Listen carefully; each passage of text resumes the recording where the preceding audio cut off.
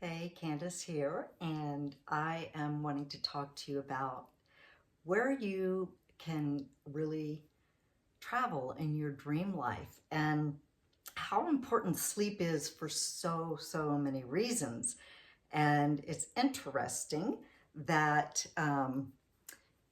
I kind of got into everything that really is my interest and purpose in life because I had such bad insomnia. And it was after the birth of my child, my daughter, and I just was anxious because I nursed her, and we were always together, and I just got into this state where I felt like if I fell asleep, then I was anxious because I knew that she might wake up and need to nurse. It's all perfect. But I definitely got into a bad state with insomnia. And even back then, I was very, really leaning and growing into health and not a fan of medications. I did a natural childbirth, but I was really freaked out. Like when you're not sleeping, it can get scary. And so with kind of a twisting of my arm, the gynecologist midwife uh, group that I was going to um, encouraged me to take Ambien, a sleeping pill, which I was told it's not addictive. That is so wrong. And what I really learned is it didn't solve my problem at all. It would maybe knock me out I would like break off a little piece. It would knock me out for a little while, but I wasn't getting real sleep. So interestingly,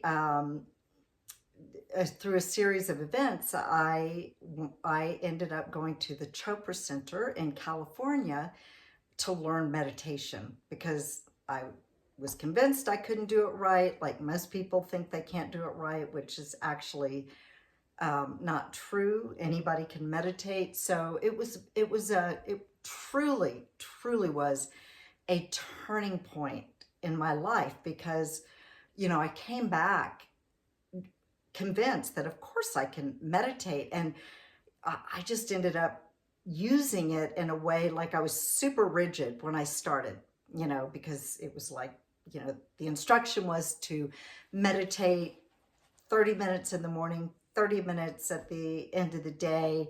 And we got our personal mantras and all of that. So what would happen is I would do the usual thing. I'd usually fall asleep okay, I think, but then I'd wake up and then, the mind gets swirling and it was really hard for me to go back to sleep. So I just brought a little type A in there and I thought, oh, well, as long as I'm awake, I'll just sit up and meditate. And I did it. And I felt like it totally shifted. Now that I've learned a lot about retraining the brain, it just shifted my mind into something productive to do, um, that had benefits that I couldn't even see really, but it was a good thing to do. I felt good about using my time awake in the middle of the night to do that. And I could often fall back to sleep easily afterwards. So that was a real win. I threw the Ambien out because I felt like it created kind of like this, almost like an inner rage. Like it was like, this stuff is bad. And I literally had the thought, I think I almost, would rather risk dying from not sleeping than taking this drug. And so I got rid of those. And, um, and so, over time, I'm a pretty good sleeper. I mean, everybody has a night, sometimes around the full moon. I'm not saying I never um, don't have sleep, but I often rake in like a lot of hours, like 9 hours. Actually, now I wish it were less, but I just give my body what it needs. And then I have some herbs. I have like some herb tinctures by my bed. And if I do have a night like that, I don't even stress out about it more. Maybe I'll take the herbs, or maybe I'll just lay there and breathe and, just and fall back to sleep. So, um, I love that. So let me circle back around. So if you're not getting good quality sleep, you're missing out on so many good things, like, that your biology needs, but also your psyche. So,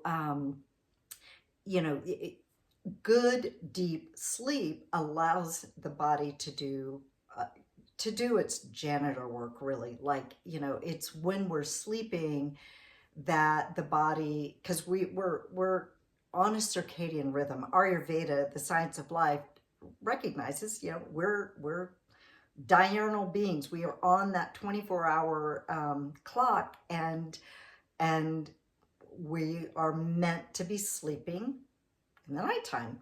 And that is when our organs are programmed to detoxify. And if you're not sleeping, you're not allowing that super important thing to happen. But on more of like the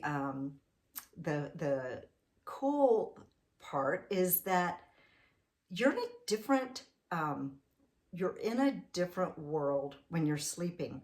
And I would like to encourage you to not dismiss it like, oh, that's just my dream life. It is as real as your waking life, but without the limitations. So, you know, while Elon Musk is working on getting the rocket to go to Mars, you can go to Mars in your sleep. You can fly in your sleep. So you are in a real realm, because the sleep realm and the dreaming realm is just as real as your waking realm. And your consciousness is actually creating every circumstance, every character in your dream. So, on so many levels, and I would not say, of course, that I know all about this, and I'm not a dream expert, but I can tell you, some people are really tuned in, and my dreams have been pretty darn prophetic sometimes, and just uh, a great insight, and then even like some bad dreams in there. But what's happening is your psyche is working out things that it needs to. Sometimes it might be mundane, it might just be kind of a rehashing of something, or it might be something totally out there, like I was just saying, maybe you're flying, maybe you're flying to Venus, who knows. But you're definitely allowing more of a full experience of your being, because the dream life is, as I said, just as real as your waking life. So I should probably do this more, but I will say, for those of you who are willing to, there's really interesting practices that you can do so that you can actually, you can become awake in your dreams. I've had those dreams spontaneously, but you can kind of really work on that that practice, that skill, so that you can, be awake as the witnessing awareness of your dream, and be aware that you're doing that.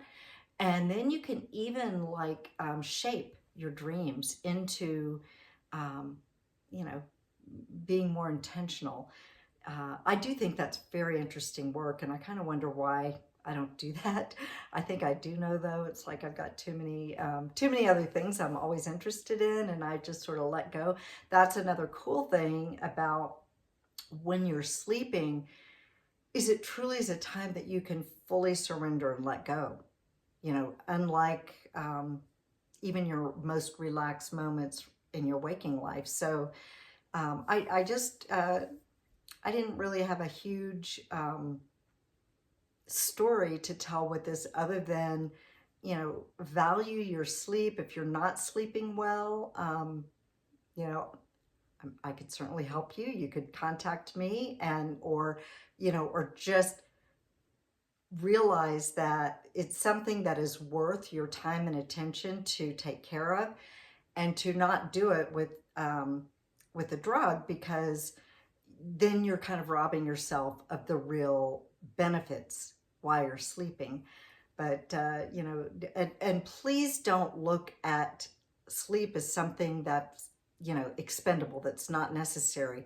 You know, it truly is something that when you're really fully taking care of yourself, your sleep can actually enhance your waking life, you know. So um, hope that hope that inspires you, and enjoy having, you know, the limitations lifted during your dream life so that you can do fun things like, you know, maybe fly around, or, you know, do something really fantastical.